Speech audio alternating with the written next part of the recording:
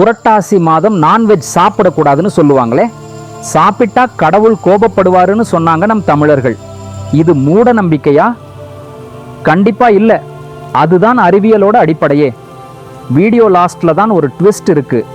இதே மாதிரி தமிழர்களின் கலாச்சாரத்தை அறிவியலையும் தினமும் தெரிஞ்சுக்கணும்னா நம்மளை சப்ஸ்கிரைப் பண்ணிக்கோங்க.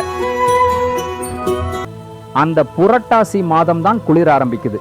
அப்போ நம்ம உடம்பு தேவையான வெப்பத்தை தயாரிக்க வேண்டிய நிலை.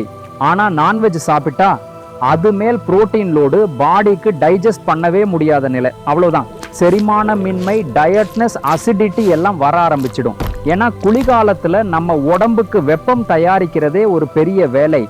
ஆனா நான்வெஜ், அதாவது புரோட்டீன் அதிகமாக உள்ள உணவை சாப்பிட்டோம் அப்படின்னா இன்னும் அதிகமான வெப்பத்தை பாடி தயாரிக்க வேண்டிய நிலை ஏற்படும். இதுதான் இப்ப டாக்டர் சொல்றது கீட்டோஜெனிக் ரெஸ்பான்ஸ்னு. பாடி ஓவர்லோட் ஆச்சுன்னா சிஸ்டம் கிராஷ் ஆகும். ஆனா நம்ம தமிழர்கள் இதை 100 வருஷத்துக்கு முன்னாடி சொல்லி விட்டாங்க. புரட்டாசி மாதம் வெஜிடேரியனாக இரு, உடம்புக்கு நல்லது.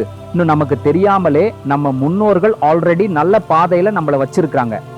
இதுதான் தமிழன் அறிவு. தெய்வ வழி சொல்லி அறிவியல் வழியில நடத்துற ஞானம்.